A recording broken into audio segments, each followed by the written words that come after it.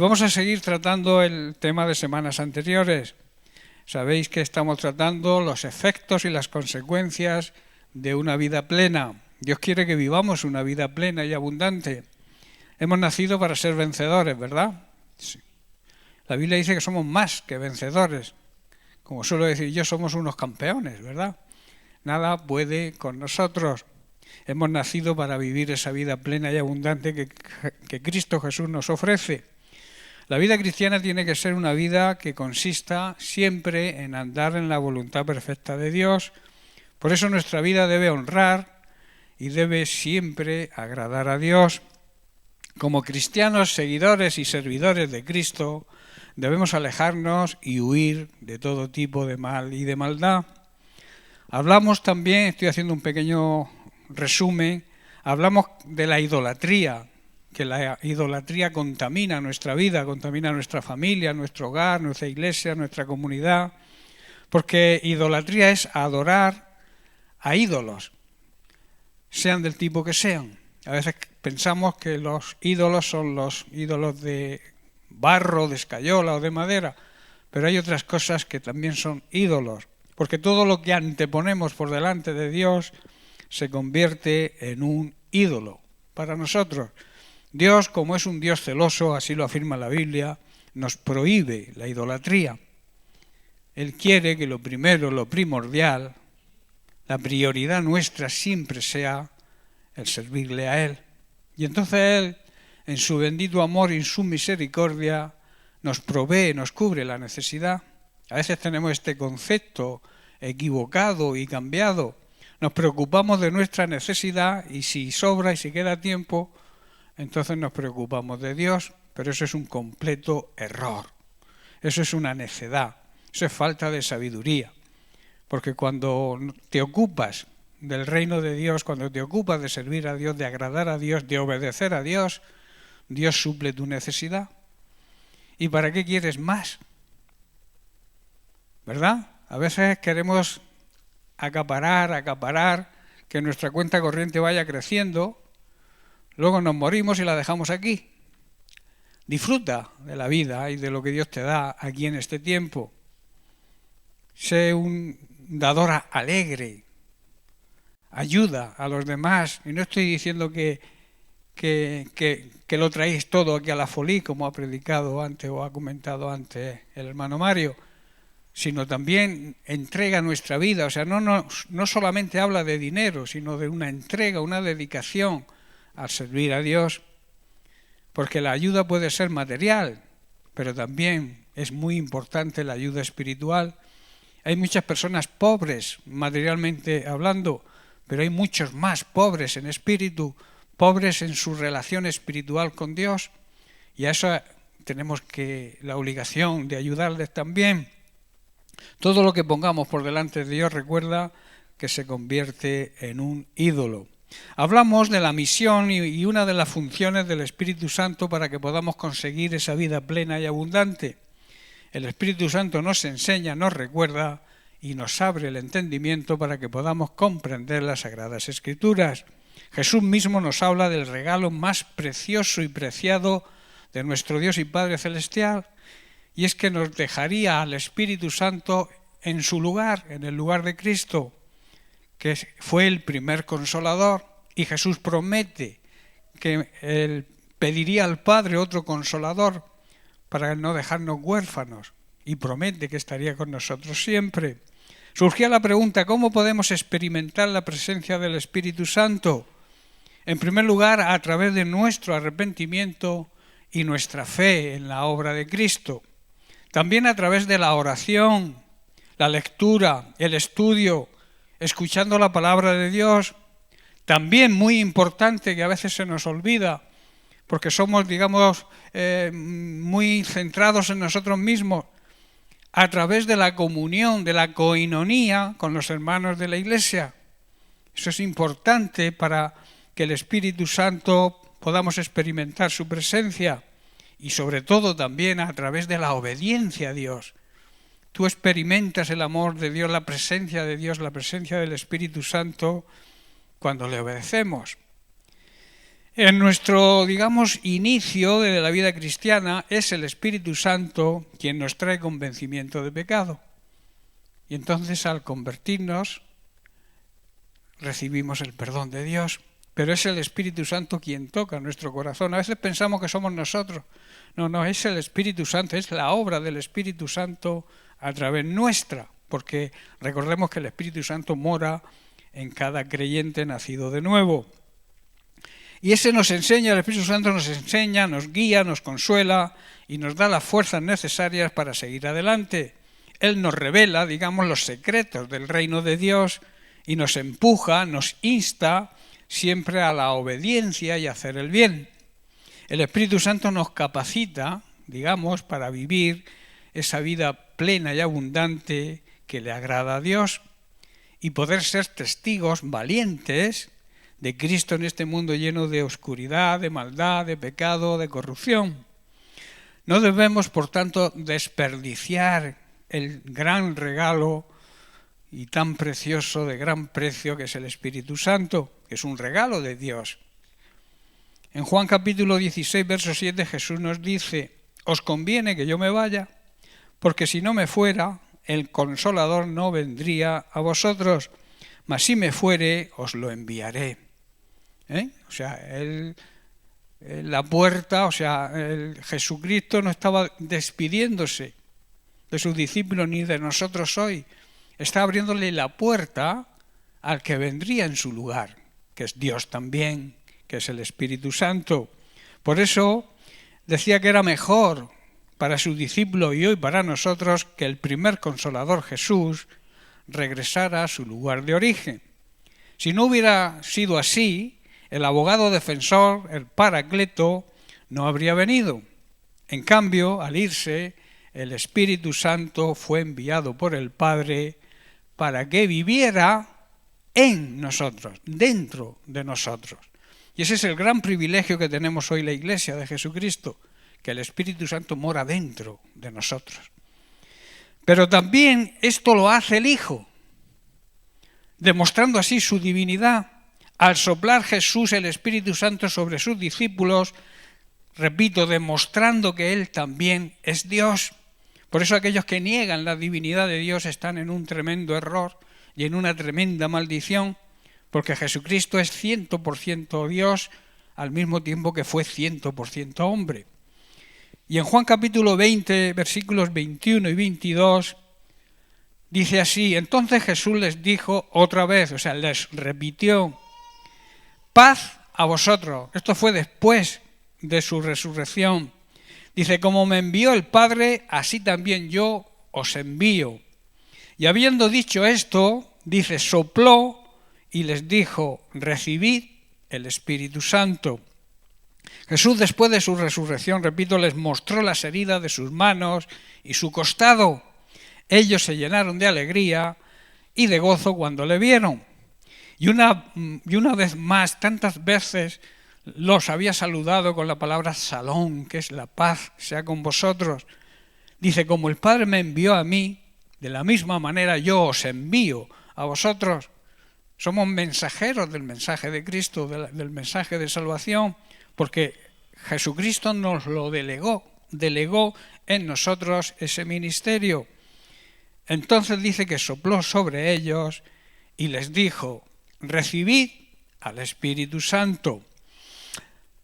La recepción del Espíritu Santo es un tema de debate dentro del cristianismo y existen, digamos, diferentes interpretaciones sobre cuándo ocurrió realmente.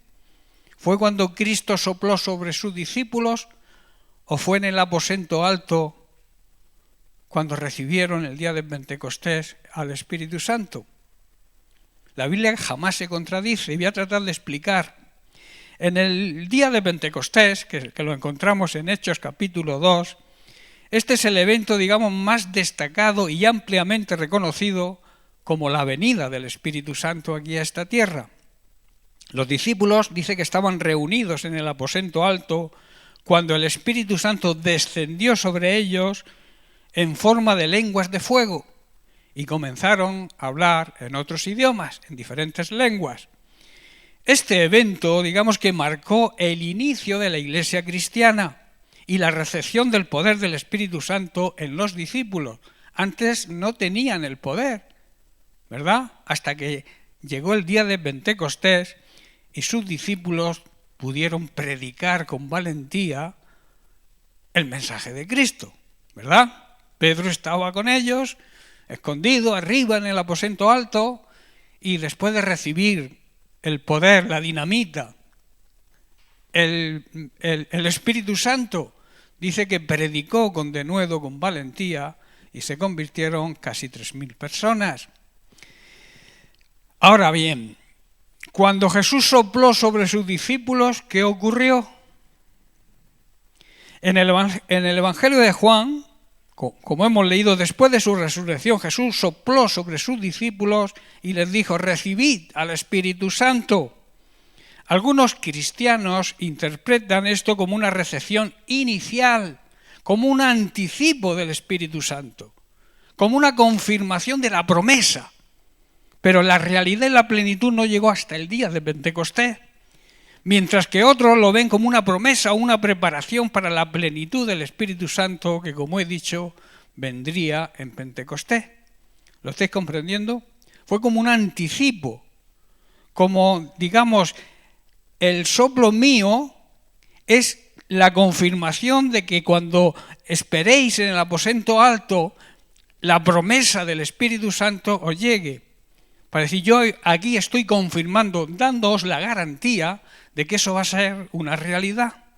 ¿Estáis entendiendo? Aquí hay diversas, digamos, interpretaciones. Algunos teólogos sostienen que la recepción del Espíritu Santo es un proceso continuo en la vida del creyente. O sea, que no es en un momento determinado, que comienza con la conversión y se profundiza a lo largo del tiempo. ¿Estáis comprendiendo? La realidad hoy es que se recibe el Espíritu Santo en el momento que se cree en Jesucristo como nuestro Señor y Salvador personal. Esa es la realidad actual para nosotros hoy y a la que debemos aferrarnos, saber que el Espíritu Santo viene a morar en nosotros, recibimos nuestro Pentecostés personal cuando nos convertimos. ¿Estáis comprendiendo? Lo que sí vemos es eso. En Marcos capítulo 3, versículos 28 al 29, vemos una tremenda advertencia que Jesús nos hace y hay que tener muy en cuenta. Hay que recalcar que la Biblia no se contradice jamás. Amén. Dice así: de cierto os digo. Jesús está diciendo que no había debate ni discusión en lo que iba a decir.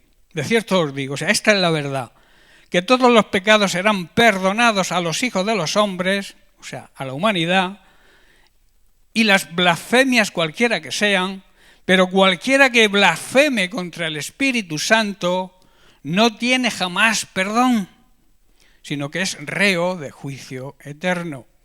También en estos versículos hay cierta controversia, pero veréis que la cosa está muy clara, porque voy a tratar de explicarla muy bien.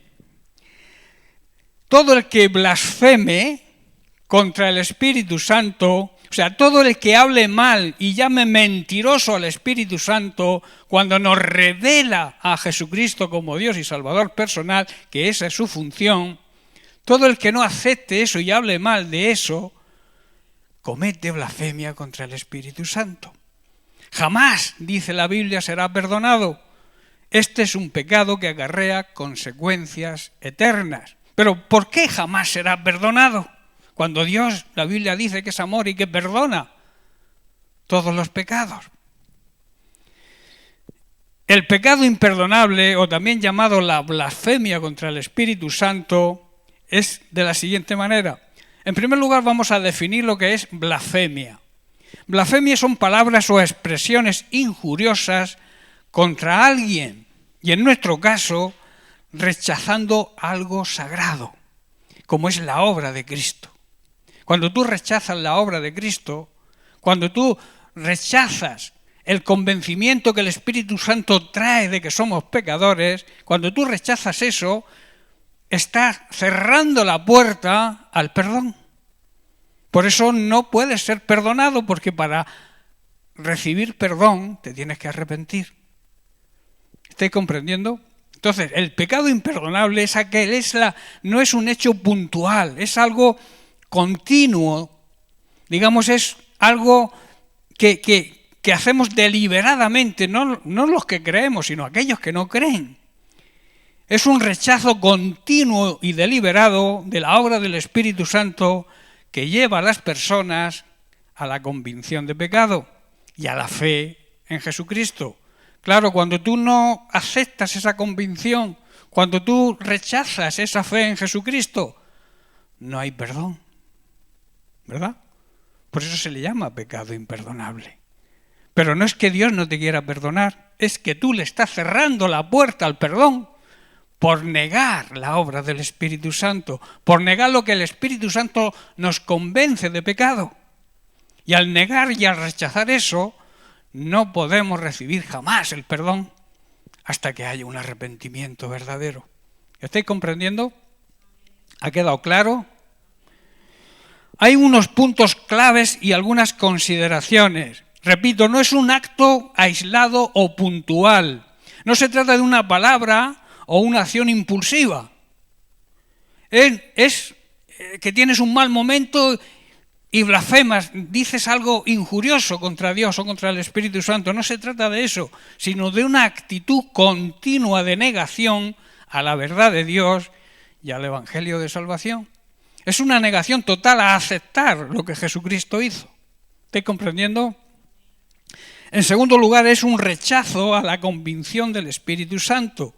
Es el rechazo persistente a la obra del Espíritu Santo que convence a las personas de su pecado y de la necesidad de un Salvador. Luego, por el endurecimiento de corazón. Esto implica un corazón duro, un corazón insensible, que es incapaz de arrepentirse y por tanto no puede recibir perdón de Dios. Al rechazar dicha convicción del Espíritu Santo no hay arrepentimiento. Y al no haber arrepentimiento, repito, no hay perdón. Al rechazar la obra del Espíritu Santo, la persona se cierra a la posibilidad de arrepentimiento y por tanto se cierra al poder recibir el perdón de Dios. Y repito, no es que Dios no quiera perdonar, Dios quiere perdonar, sino al no admitir la convicción de pecado que el Espíritu Santo nos trae, al no haber arrepentimiento, la persona cierra la puerta a la posibilidad del perdón. Así que Jesús nos hace la advertencia de que ningún pecado contra el Espíritu Santo será perdonado. Pero repito, no es porque Dios no quiera perdonar, es porque nosotros cerramos la puerta al perdón por no aceptar lo que el Espíritu Santo nos dice, que Jesucristo murió por nosotros y necesitamos creer y arrepentirnos para recibir ese perdón. ¿Amén?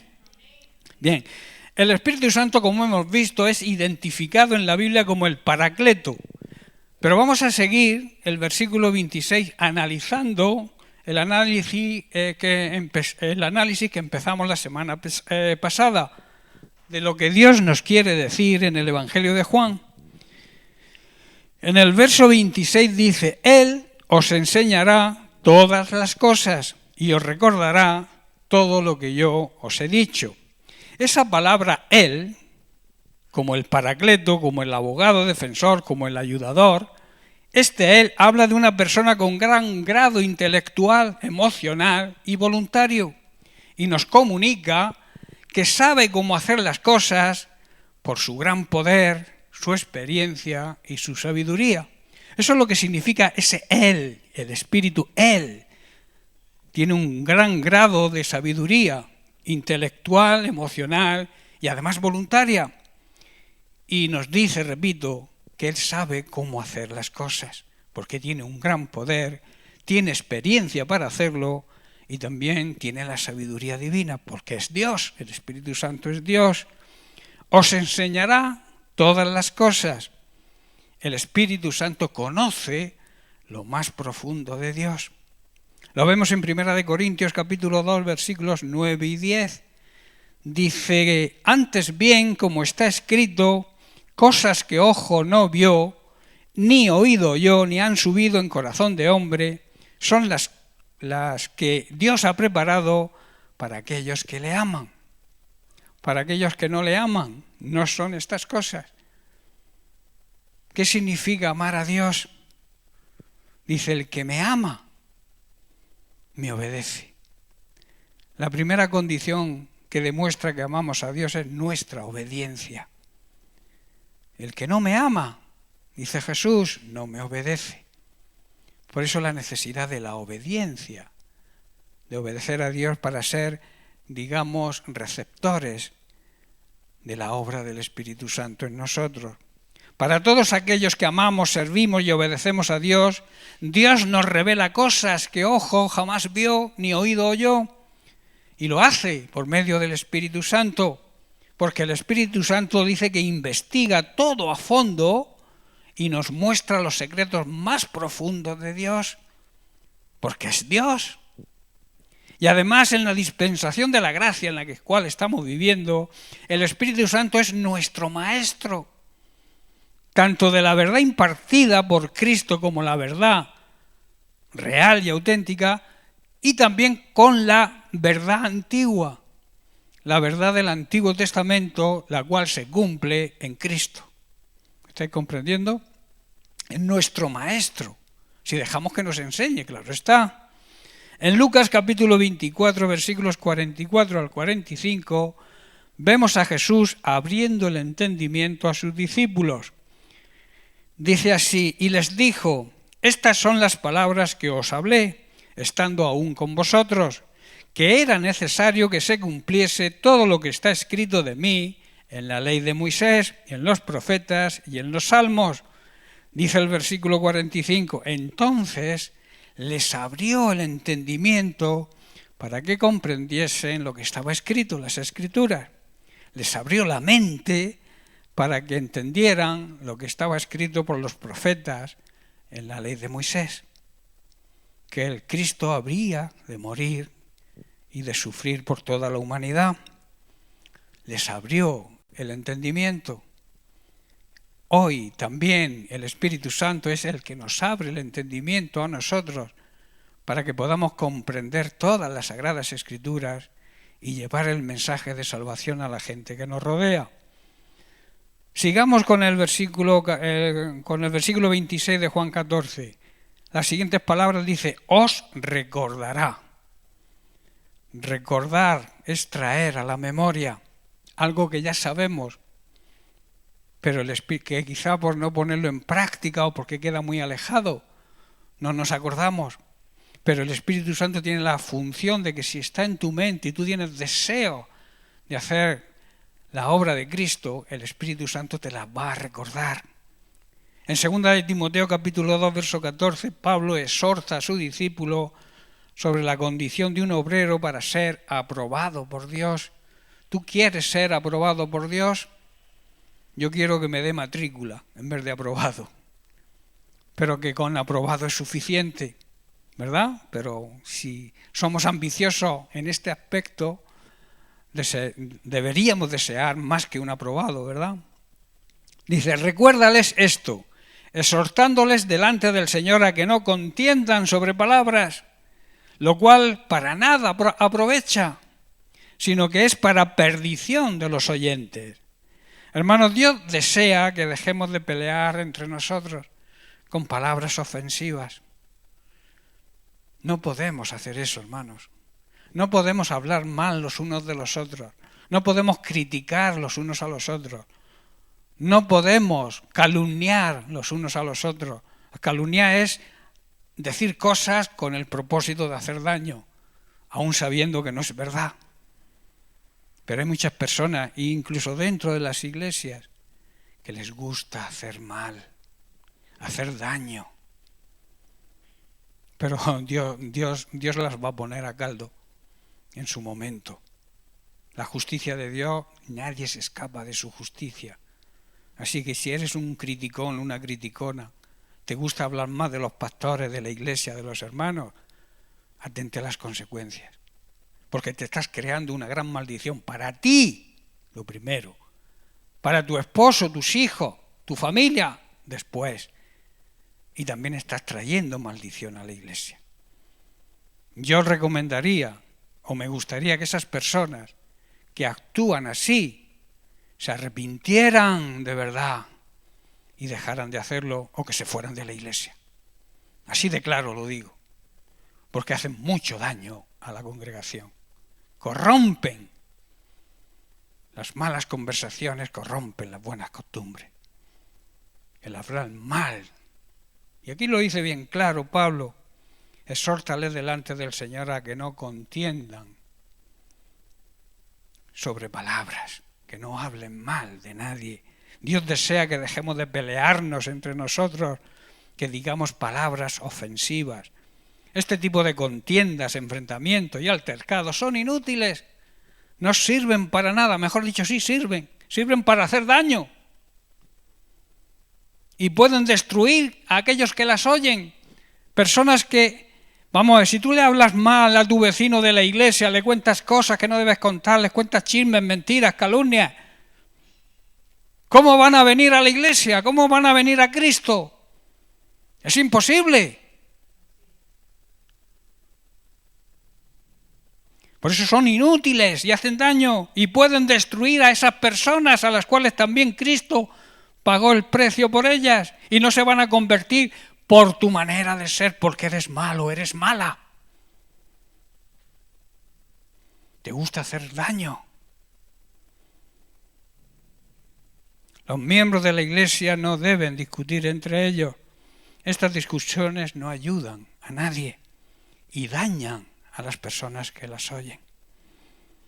Después de Pentecostés, los discípulos podrían recordar mejor y comprender lo que Jesús había dicho. Antes habían cometido muchos errores, pero después del poder del Espíritu Santo, después que tú tengas el poder del Espíritu Santo, tú entiendes las cosas y procuras ser guiado por el Espíritu Santo, y el Espíritu Santo jamás te va a guiar a hablar mal de nadie.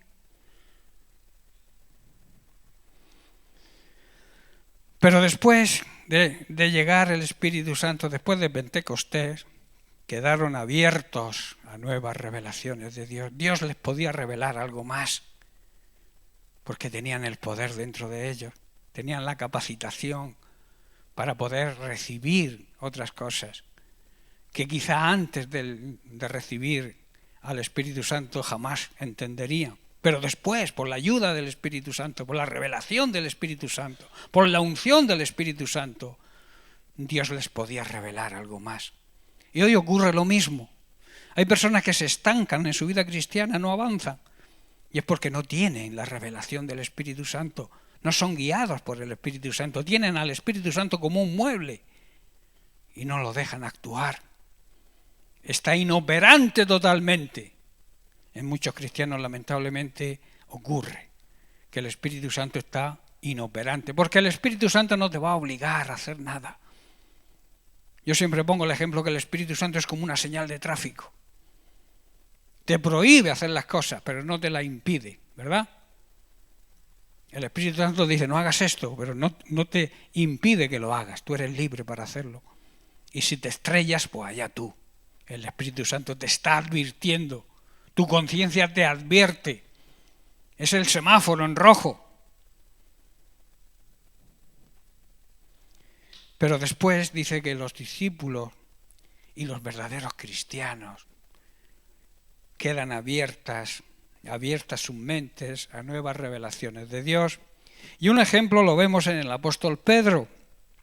Pedro, que era un hombre sencillo, marcado por las tempestades de la vida y las cicatrices, recibe en Pentecostés el Espíritu Santo. Y el Espíritu Santo, con su voz pausada y suave, lo guía por los caminos de la fe. Pedro, recordemos que había negado a Jesús 3 veces. Había perdido la fe en Jesús, pero el Espíritu Santo lo conduce por caminos de fe. Le muestra un Dios que no le abandonaría jamás. También le habla de un amor que sana las heridas más profundas. Y Pedro, como el barro en manos del alfarero, se deja moldear por el poder que encuentra en el Espíritu Santo. Y Pedro sufre una gran transformación, ¿verdad? De ser una persona dudosa, que negó a Jesús, que tenía miedo, estaba escondido en el aposento alto. Cuando aceptó, escuchó la voz del Espíritu Santo, se dejó guiar por él, dice que sufre una gran transformación, se convierte en un hombre valiente, pero no en su fuerza, sino en el poder del Espíritu Santo. Y repito, en su primer sermón se convirtieron cerca de 3.000 personas. Tremendo, ¿verdad? Seguimos analizando las palabras de Jesús en el versículo 27 de Juan 14. Dice, mi paz. Este es el legado y el regalo de Cristo, hermanos, a sus discípulos y también a nosotros hoy. Antes de su partida, su paz. Nos dio su paz, una paz que es incomparable, hermanos, con la paz que nos ofrece este mundo. El shalom que empleaba Jesús para saludos y despedidas en sus apariciones después de su resurrección, ese era el tipo de paz. Vamos a ver algunos versículos que hablan de esto. Dice, en Juan capítulo 20, verso 19, dice, cuando llegó la noche de aquel mismo día, el primero de la semana, estando las puertas cerradas en el lugar donde los discípulos estaban reunidos, por miedo a los judíos, vino Jesús y puesto en pie les dijo, paz a vosotros, shalom. Verso 21, entonces Jesús les dijo otra vez, paz a vosotros, shalom. Como me envió el Padre, así también yo os envío. En otras palabras, tenéis que continuar mi trabajo, pero yo os dejo mi paz para que podáis hacerlo. Verso 26, 8 días después, estando otra vez sus discípulos dentro y con ellos Tomás, llegó Jesús estando las puertas cerradas y se puso en medio y les dijo, paz a vosotros, shalom. Tremendas palabras de Jesús, ¿verdad? Transmitiendo su paz, esa paz que no se puede comparar con la paz que nos ofrece el mundo. La palabra paz la emplea también el apóstol Juan. En su segunda carta, capítulo 1, verso 3, nos dice, sea con vosotros gracia, misericordia y shalom, paz, de Dios Padre, del Señor Jesucristo, Hijo del Padre, en verdad y en amor. Y en la tercera carta de Juan también, en el capítulo 1, versículos 14 y 15, en su despedida al anciano Gallo, le dice, porque espero verte en breve y hablaremos cara a cara, la paz, el shalom de Dios sea contigo. Y en Juan capítulo 16, verso 33, Jesús la expresa en el sentido de paz espiritual como la que Él solamente puede dar. Nadie puede dar este tipo de paz, solamente Jesús. Y no es que la da, es que la regala por su tremendo amor y su tremenda misericordia hacia nosotros. Dice, estas cosas os he hablado para que en mí tengáis paz. En el mundo tendréis aflicción. Estamos en el territorio enemigo, ¿verdad? El enemigo está vencido, pero estamos en su territorio. Y todavía da coletazos por ahí. Y aquellos que se descuidan, le pega el coletazo. Pero nosotros estamos firmes, creemos que la victoria de Cristo, cuando Él resucitó, nosotros resucitamos con Él a una nueva vida. Y entonces somos más que victoriosos. El enemigo no puede con nosotros. Pero claro, hay personas débiles en la fe, personas que no crecen espiritualmente, y es a las que el enemigo trabaja, aunque está derrotado. Pero al escucharlo, muchas veces escuchamos más la voz del diablo que la voz de Dios. Nos ponemos a dialogar con el diablo como hizo Eva.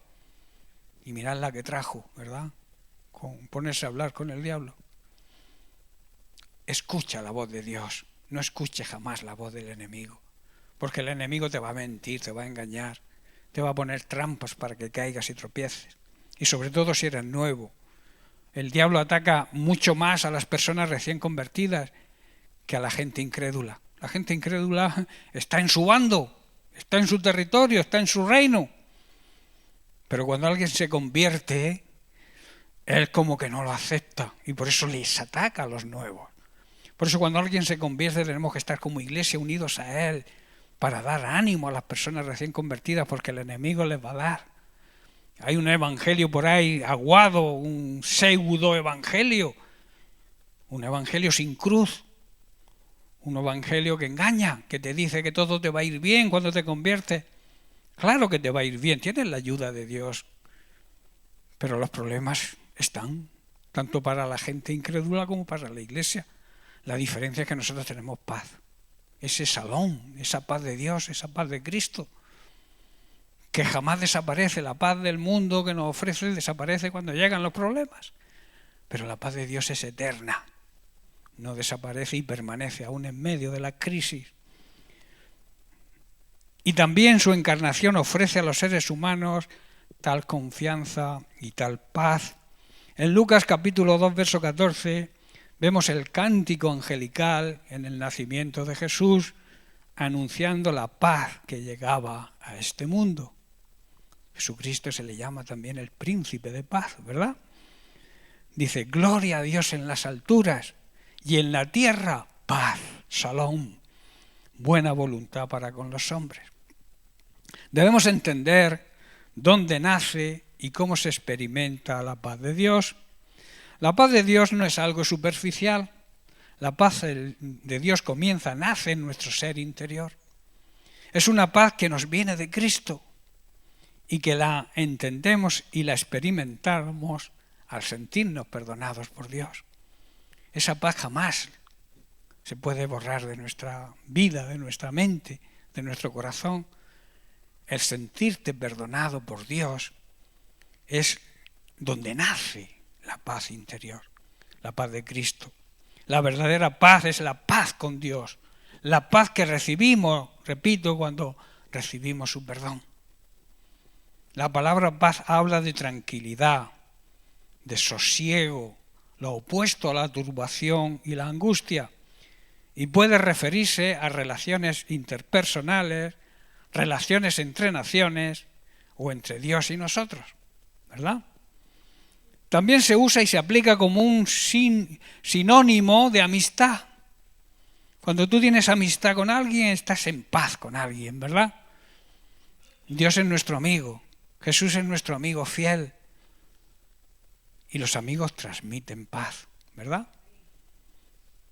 Cuando nos ocurre algo, ¿a quién vamos? A un amigo fiel. En nuestro caso, el mejor amigo es Cristo, representado por su iglesia hoy en día. Porque ser amigo de Cristo espiritualmente, ser amigo del cuerpo de Cristo, es ser amigo de los miembros de la iglesia. Tener la plena confianza de cuando tú recurres a un amigo con algún problema, tú estás ahí para ayudar, no para divulgarlo, como hacen algunos. Hay algunas veces que llegan las cosas de los hermanos, nos llegan por tercera o cuartas personas y eso es horrible. Si tu hermano te comenta, a veces, la realidad es que muchas veces no nos abrimos a ciertos hermanos porque sabemos que a los 5 minutos lo sabe toda la iglesia e incluso todo el pueblo. Porque nos gusta darle a la sin lengua, a la sin hueso, ¿verdad? Pero qué feo está eso. Nosotros como pastores, cuando viene alguien, nosotros somos herméticos, oramos, no queremos fiscalizar a nadie, solamente queremos tener motivos, que vengáis con los motivos, pastor, me pasa esto, ore, y yo oro, que es mi obligación, o Marisa. Pero no es para ponerlo en la radio. El otro día llamar a José, a Ángel, al esposo de Maribel, que tiene una emisora, ¿sabéis, no? Que trabaja en una emisora aquí en Mula. No vamos allí a que lo publique, ¿verdad? Por eso muchas veces no conocemos, no sabemos, porque hay cierto hermetismo por miedo a la divulgación de las cosas. Pero tampoco si no sabemos por qué orar, cómo vamos a orar. Pero si fuéramos fieles, si fuéramos como debemos ser los hijos de Dios, como debe ser el cuerpo de Cristo, somos una familia. Pedro y Juan, cuando salieron de la cárcel, recurrieron a los suyos. ¿Quién eran los suyos? La iglesia. Fueron a pedir ayuda y oración a la iglesia. Nosotros deberíamos hacer lo mismo, copiar, imitar eso de la iglesia primitiva. También se usa, como he dicho, como sinónimo de amistad, como liberación de molestias. Cuando tú no tienes molestias, no sufres ningún dolor de cabeza ni nada, tienes paz también, ¿verdad? La paz también en el orden nacional, que tengamos paz, orar por las autoridades, por los gobernantes, para que vivamos en paz y sosegadamente. Y también paz en la iglesia, en el orden de la iglesia, de los hermanos. En muchos de los libros del Antiguo Testamento Dios promete a su pueblo el cese de la guerra, que es causa de tanto sufrimiento hoy en día, ¿verdad? Como premio para guardar su pacto y sus enseñanzas. De aquí que llegamos a la conclusión de que las guerras son consecuencia de no obedecer a Dios, de no obedecer su palabra, la cual nos llama a amarnos unos a otros. Y cuando ponemos en práctica ese gran mandamiento de Dios, no hay guerras. Si nos amamos los unos a los otros, no habría guerras si de verdad lo hiciéramos. Por eso la conclusión de que por qué existen las guerras, la principal es porque vivimos en desobediencia a Dios. La humanidad vive de espaldas a Dios. El vivir de espaldas a Dios genera odio. Y el odio y la ambición, así como el deseo de poder, generan las guerras. Dios no permite las guerras, no le gustan las guerras, pero no puede quitarle al hombre su poder de decidir. Si el hombre decide hacer el mal, Dios no lo puede evitar, porque le ha dado un libre albedrío y eso es innegociable. Dios te ha concedido que tú puedes hacer lo que quieras. No culpes a Dios de las guerras. Culpa al ser humano, a su ambición, a su egoísmo, a su falta de amor, al deseo de poder, de ambición. Y a la luz de esto no podemos sino creer que la falta de paz en nuestra época, medio mundo está en guerra, ¿verdad? Al igual que en el Antiguo Testamento se debe a la desobediencia a Dios. La humanidad no puede estar en conflicto con Dios y a la vez en paz con el prójimo, ¿verdad? Y ahí se generan las guerras. La verdadera paz, por tanto, es interior y viene de Dios. En las profecías bíblicas sobre el Mesías se destaca vivamente la paz. Su nombre sería Príncipe de Paz y traería una paz eterna, no una paz pasajera. En Isaías capítulo 9, versículos 6 y 7, leemos en la profecía sobre el nacimiento de Jesús, el Mesías prometido. Dice el verso 6, porque un niño nos es nacido, un niño tuvo que nacer de María, porque no hay otra manera de entrar aquí en esta tierra. Hijo nos es dado, o sea, la segunda persona de la Trinidad se ofrece como regalo, se encarna en ese niño. Y dice, y el principado sobre su hombro, y se le llamará su nombre admirable, consejero, Dios fuerte, Padre eterno, príncipe de paz. Y lo dilatado de su imperio y la paz no tendrá límites. Repito, la paz de Dios es eterna sobre el trono de David y sobre su reino, disponiéndose y confirmándolo en juicio y en justicia desde ahora y para siempre. El celo del Señor de los ejércitos hará esto. Nos nació un niño, ¿verdad? Dios nos lo regaló. Nos regaló a su Hijo, a la segunda persona de la Trinidad, y a ese niño se le dio el poder para gobernar. Y se le dieron todos estos nombres que hemos dicho, y entre ellos el de Príncipe de Paz. Y él se sentó en su trono, reina y reinará sobre todo el mundo, y siempre encontraremos en él la verdadera paz. No hay otra paz más verdadera y más auténtica que la paz de Cristo. Su reino es invencible. Si tú estás en el reino de Dios, si tú estás en el bando de Cristo, eres invencible, porque en Él reina la justicia y el derecho. Y esto lo hace Dios Todopoderoso por el gran amor que nos tiene. En Nahum, capítulo 1, versículo 15, también leemos en la primera parte del versículo, dice: «He aquí sobre los montes los pies del que trae buenas nuevas, del que anuncia la paz. Vino un mensajero, un enviado». ¿Quién fuese vino? ¿Quién fuese enviado y ese mensajero? El mismo Jesucristo.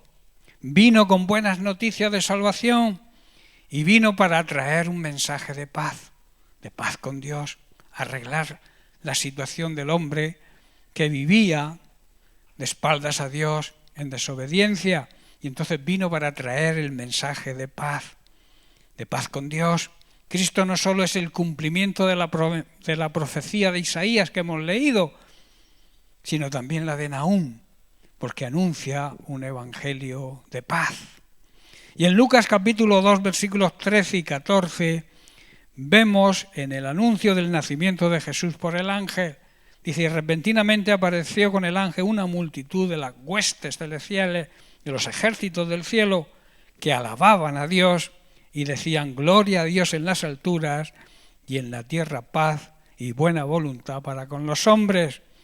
Un gran coro angelical alababa a Dios y anunciaba la paz en la tierra por medio de Jesús a todos aquellos a quienes Dios se complace, porque andan y viven de acuerdo a su palabra. En su conversación íntima con sus discípulos, la noche antes de su muerte, el Señor Jesús prometió su propia paz a ellos y a todos los suyos. Lo vemos en Juan 14, verso 27. «La paz os dejo, mi paz os doy».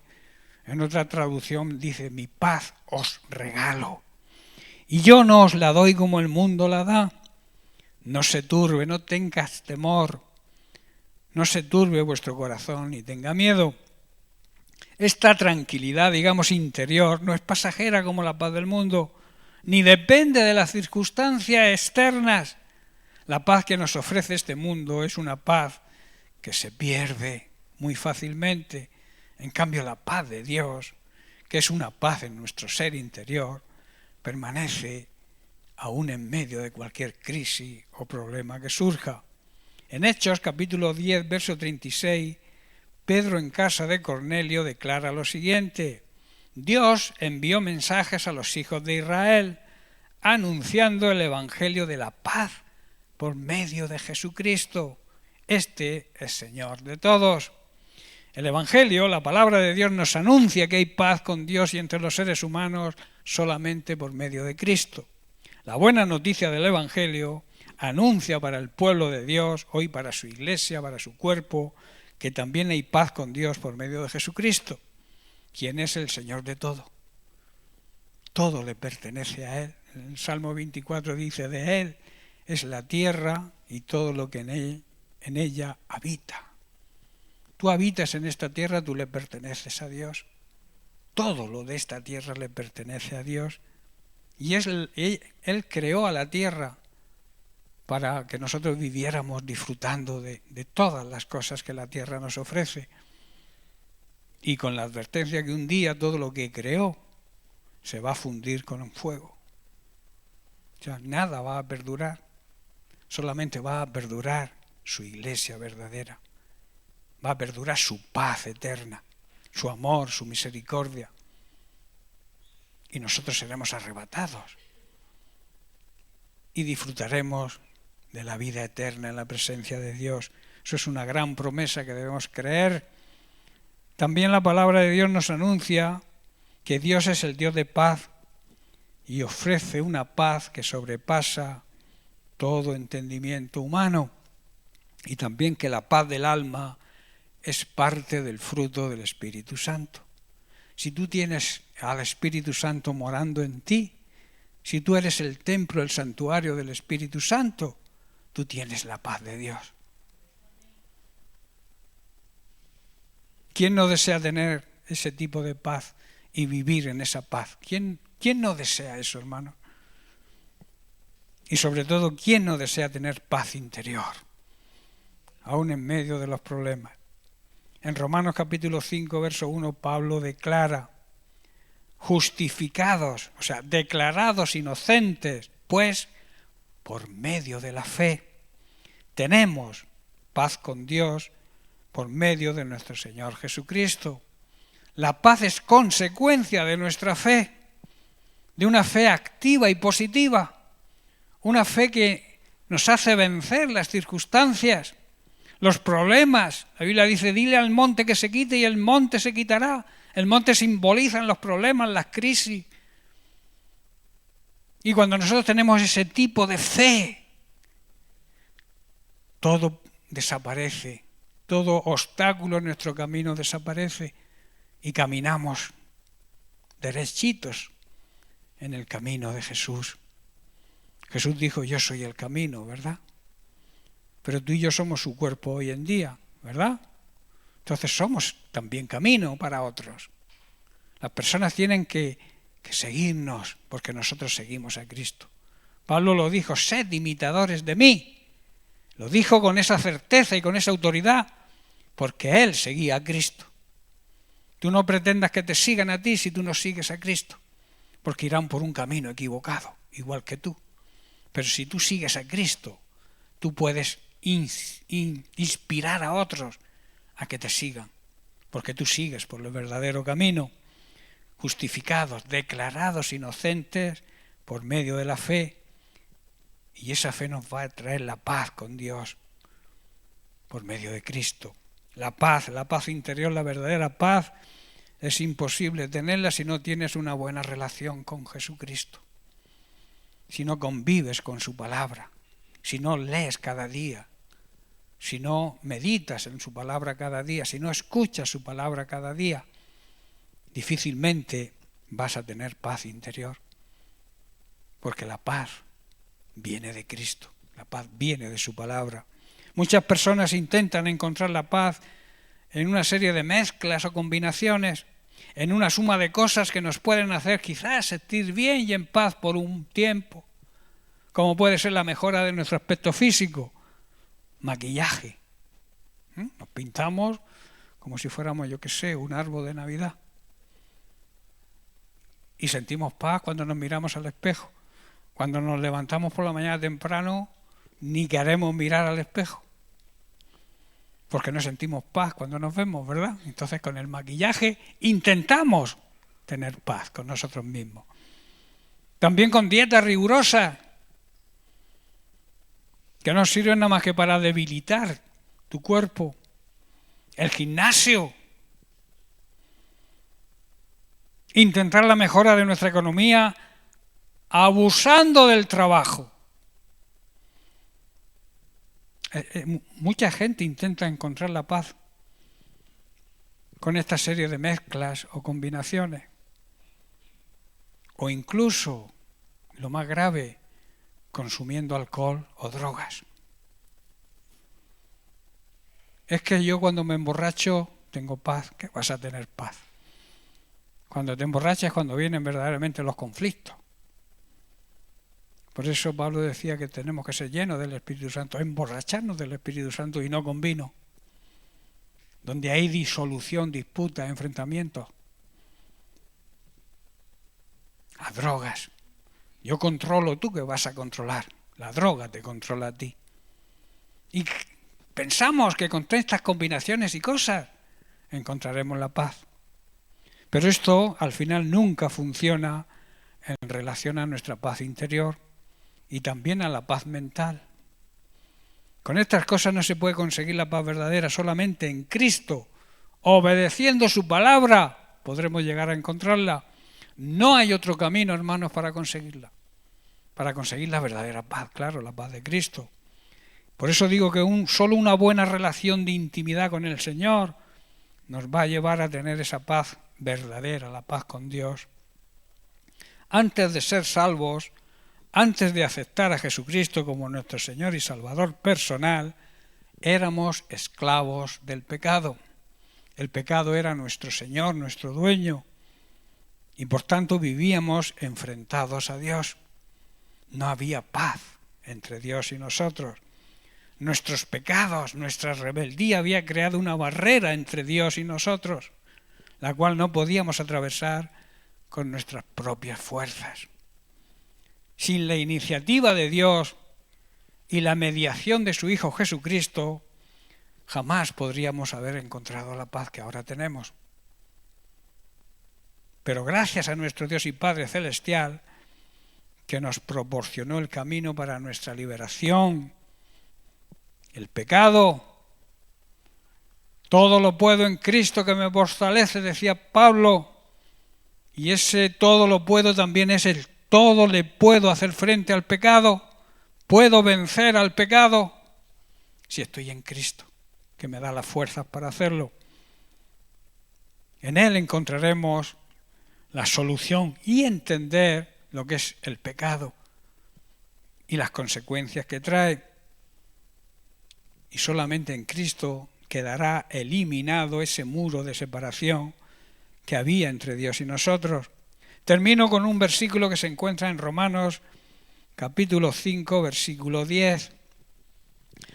Porque dice Pablo, porque si siendo enemigos fuimos reconciliados con Dios por la muerte de su Hijo, mucho más estando reconciliados seremos salvos por su vida. Nosotros, la Biblia también enseña que estábamos muertos espiritualmente, que quiere decir estábamos condenados al infierno, así de claro. Estábamos muertos espiritualmente y la consecuencia de esa muerte espiritual es el infierno. Pero Cristo vino a resucitarnos de esa vida, vino a darnos vida, vida auténtica, vida verdadera, vida eterna, salvación. Estábamos condenados. Y gracias a lo que Él hizo, porque un muerto no puede hacer nada por sí mismo, y gracias a lo que Jesús hizo, Él se podía haber negado. Yo soy el Hijo, yo soy Dios y yo voy a bajar allí a morir por el ser humano que vive de espaldas a mí, que me odia, que no quiere saber nada de mí.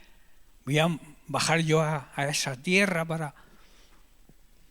Pero por su gran amor con que nos amó, dice que aún estando muertos en nuestros delitos y en nuestros pecados, Él nos dio vida, nos resucitó a una nueva vida. ¿Pero cómo lo hizo?